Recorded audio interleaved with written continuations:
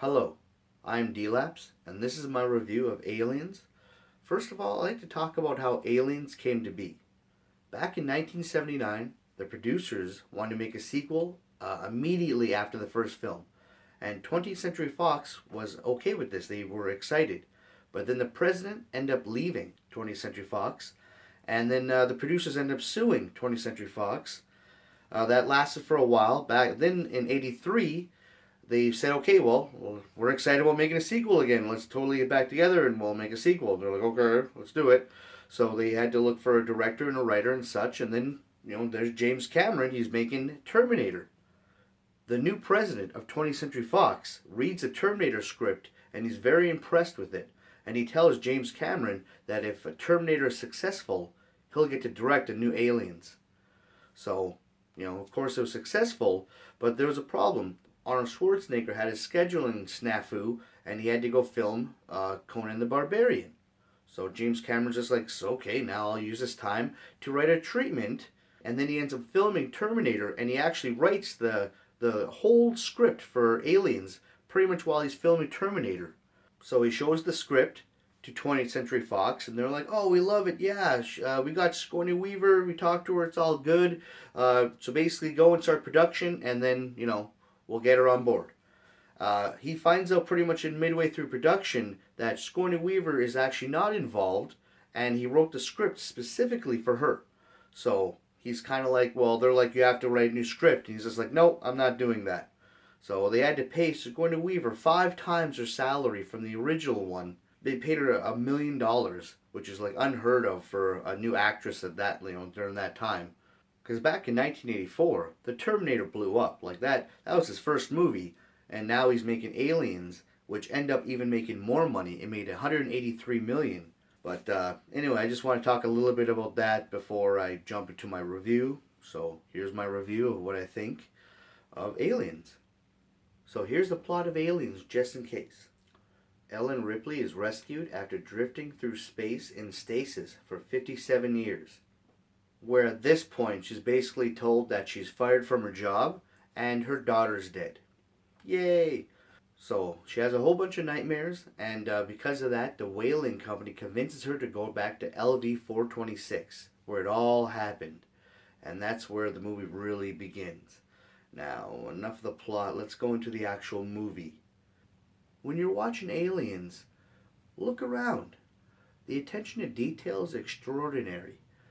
The textures on the walls, the face huggers in the jars, like everything about it, it went to such a detail. James Cameron went just ape shit to make sure this movie had the perfect authentic feel that he was looking for. Like how he brought back the cryo units from the first one, or the army uniforms they're wearing. That instructor is a real army officer that he actually hired to come in to give the authentic chatter that requires the movie needed. And yes, there is some corny dialogue in the movie. I'll admit to that. But if you could look way past that, because it's just an intense ride. This movie, it just never stops. James Cameron added so much extra lore to this movie as well. The backstory of Ripley and what happened to her family. It's a true sequel because you get to see what happened to LV 426.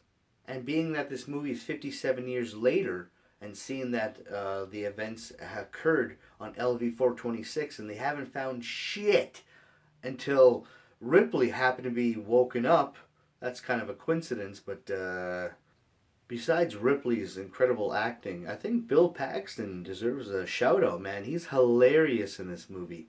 He stands out every time he's in a scene. And when he finally gets the axe, it's kind of like, oh no, not you. Fuck. You're the best. Don't go. Now, let me also talk about the soundtrack or the score of the movie. Holy moly. It's intense. It's just like in your face. It just. Oh, when you hear it and it just brings up your adrenaline when the action and the thrilling scenes are happening, you're just like, whoa.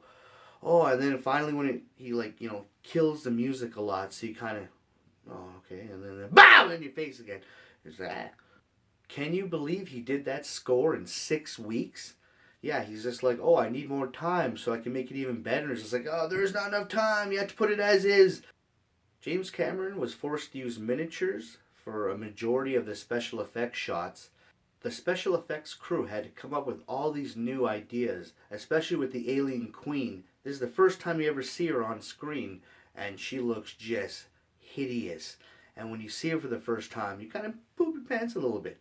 Well, maybe back then. Now you're probably, maybe it's, The third act is probably the best part of the whole movie. When Ripley fights the queen alien, Ripley has that robot, and the queen alien is just like, "Rawr," and rip Bishop in half. The battle is well choreographed. The alien, because that thing probably weighed like 400 pounds, man. The puppeteers were probably had a lot of problems.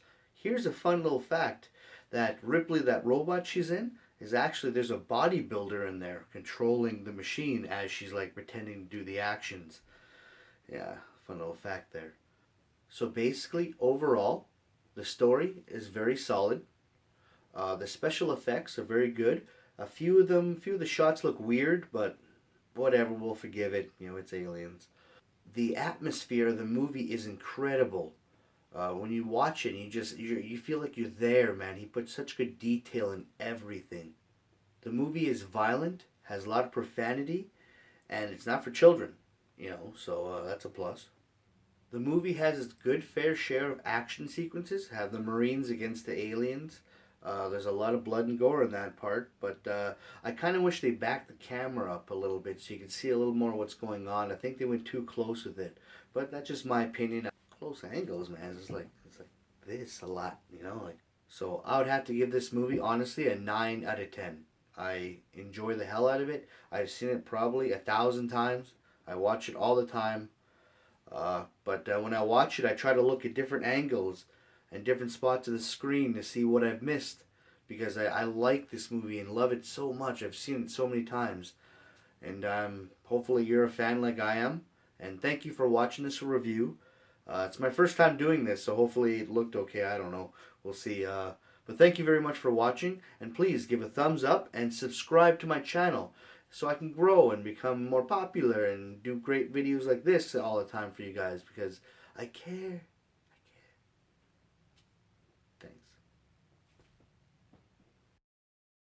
Thank you for watching this video, and I have many more videos on my YouTube channel. And videos are added all the time, from mini movies to TV shows to game reviews to movie reviews. I also have another show called What Up, where I talk about almost anything. You can follow me on Twitter at DLapse13. That is Twitter at DLapse13. And please subscribe to my channel. I'll have a lot of new videos coming, so please subscribe to my channel right now.